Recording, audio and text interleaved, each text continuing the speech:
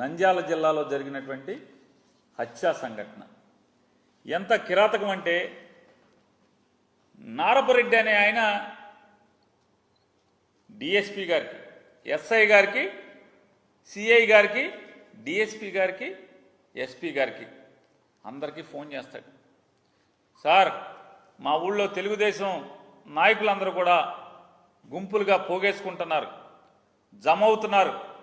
మాకెందుకో ఊళ్ళో ఏదో జరుగుతుందని చెప్పని భయంగా ఉంది, హింస జరుగుతుందని భయంగా ఉంది, మీరు పోలీసులను పంపించండి సార్ అని చెప్పని పంపిస్తే, ఫోన్లు చేస్తే గంటలు గంటలు గడిచినా పోలీసు రారు. నంద్యాల హెడ్ క్వార్టర్కి, నంద్యాల జిల్లా హెడ్ క్వార్టర్కి అంటే జిల్లా ఎస్పీ ఉండేటువంటి చోటుకి, అతను బస చేసేటువంటి విధి నిర్వహణ చేస్తున్నటువంటి చోటుకి 12 కిలోమీటర్ల దూరంలో ఉన్నటువంటి సీతారాంపురం అనే గ్రామం నుంచి నారపరెడ్డి అని చెప్పని ఆయన ఫోన్ చేస్తే పోలీసు రారు. ఎప్పటికి వస్తారు? కొన్ని గంటలు గడిచిన తర్వాత ఒక ఎస్ఐ గారు, ఒక కానిస్టేబుల్ గారు, ఒక హోంగార్డ్ గారు వస్తారు.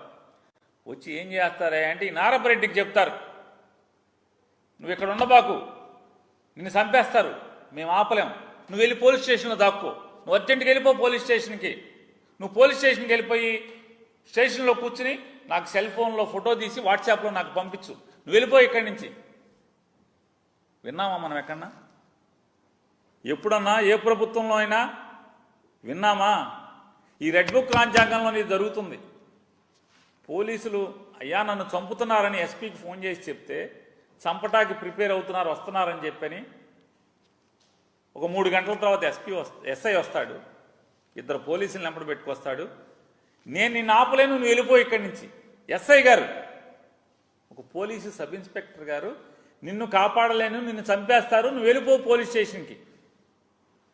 పోలీస్ స్టేషన్కి వెళ్ళిపోయి నాకు వాట్సాప్లో ఫోటో దిగి నాకు పంపించు.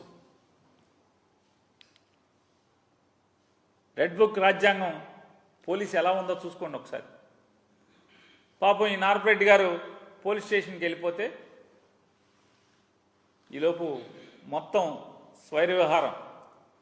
శ్రీనివాసరెడ్డి అనేటువంటి రౌడీ షీటరు, శ్రీనివాసరెడ్డి అనేటువంటి ఒక గూండా మందిని వేసుకుని,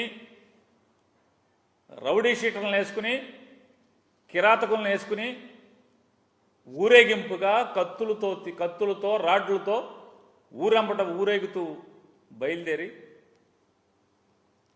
ఎవరైతే ఈ నారపరెడ్డి ఇంటికి వస్తూ దారిలో నారపరెడ్డి లేడు, పోలీస్ స్టేషన్కి ఎస్ఐ పంపించేశాడని చెప్పని కౌరు తెలుసుకుని మనం ఎవడొకడిని చంపాలని వచ్చాం కాబట్టి నారపరెడ్డి తప్పుకుంటే ఎవడొకడిని వేసేయాలని చెప్పని సుబ్బారాయుడు అనేటువంటి ఒక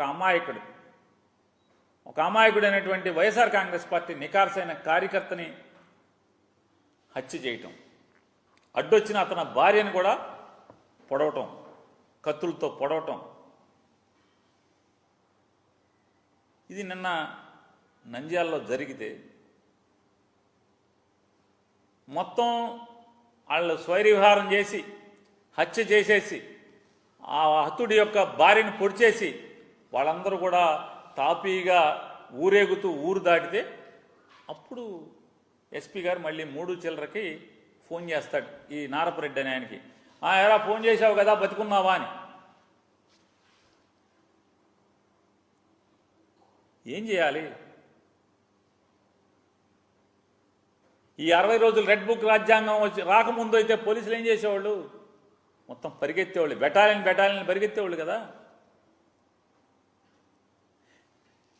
అయ్యా చంపేస్తారని ఫోన్ చేస్తే ఎస్ఐ దగ్గర నుంచి ఎస్పీ దాకా 3 గంటల తర్వాత ఎస్ఐ వస్తాడు. వచ్చి నేను నిన్ను కాపాడలేను, వాళ్ళు చంపేస్తారు తెలుగుదేశం వాళ్ళు. పాపం పుణ్యాత్ములాగా ఉన్నాడు ఎస్ఐ. ఈ రెడ్ బుక్ రాజ్యాంగంలో పుణ్యాత్ముడే ఎస్ఐ. నిన్ను కాపాడలేను, నువ్వు పోలీస్ స్టేషన్కి వెళ్ళి దాక్కోమని చెప్పాడు. ఆ సుబ్బారాయుడిని ఎస్ఐ ముందే కానిస్టేబుల్ని కొట్టి ఎస్ఐని తన్ని వాళ్ళ ముందే సుబ్బారాయుడిని అనేటువంటి ఒక అమాయకుడిని చంపేస్తే దిక్కులేనటువంటి పరిస్థితి వాళ్ళ ఆంధ్రప్రదేశ్ రాష్ట్రంలో ఉంది. వాళ్ళ ఒకసారి దానికి సాక్ష్యంగా ఒకసారి చూడండి, కాళ్ళేట నారపరెడ్డి ఆయన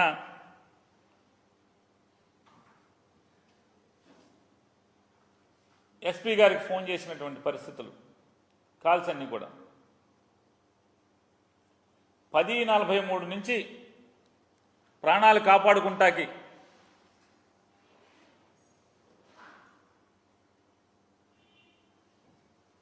చూడండి 3:20కి కానీ ఆయన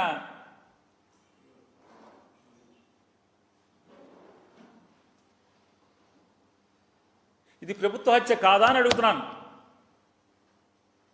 ఇది ప్రభుత్వ హత్య కాదా? నారా చంద్రబాబు నాయుడు గారికి బాధ్యత లేదా? ఈ రకంగా ప్రజలు మమ్మల్ని చంపేస్తారు, వస్తున్నారు చంపటాకని చెప్పని రాత్రి 10 గంటల నుంచి పోలీసుకి ఫోన్ చేస్తుంటే 10 గంటల చిల్లర నుంచి కాదు 10 గంటల చిల్లర నుంచే మర్డర్ జరిగింది 12 చిల్లర 1 గంటకి. ఆ టైంలో 10 గంటల చిల్లర నుంచే పోలీసుల కోసం రక్షణ కోసం ఫోన్ చేస్తుంటే వాళ్ళు ఎప్పుడో 3 గంటల తర్వాత పోలీసు వస్తారు, వాళ్ళ ముందే మర్డర్ చేస్తారు. వాళ్ళందరూ వెళ్ళిపోయిన తర్వాత ఎస్పీ గారు నిద్రలేస్తాడు. అప్పుడు ఊళ్ళోకి శవాన్ని కాపలా కాయటం కోసం ఒక 100 మంది పోలీసులు పంపిస్తారు. చూడండి విచిత్రం, రెడ్ బుక్ పరిపాలన. అయ్యా మమ్మల్ని చంపేస్తారు కాపాడండి అని చెప్పని పోలీసులకు చెప్పుకుంటే పోలీసు రారు. నంద్యాల హెడ్ క్వార్టర్కి 12 కిలోమీటర్లు పోలీసులు రాలు.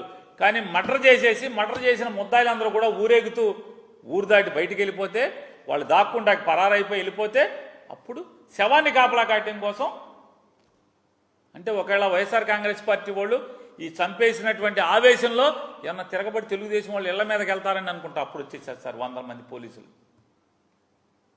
విచిత్రమైన పోలీసింగ్, కొత్త పోలీసింగ్. చంద్రబాబు నాయుడు గారు నీతులు చెప్తున్నారు కదా మీరు, పవన్ కళ్యాణ్ గారు, మీ పోలీసింగ్ ఇది. పోనీ ఇవాళ ఈనాడు పేపర్లో రాస్తారు ఎవరో దొండగులు హత్య చేశారు. ఎవరా దొండగుడు? చూడండి ఆ దొండగుడు ఎవరో రాయిటాకు చేతులు కూడా రావట్లా పాపం ఈనాడు పేపర్ వాళ్ళకి.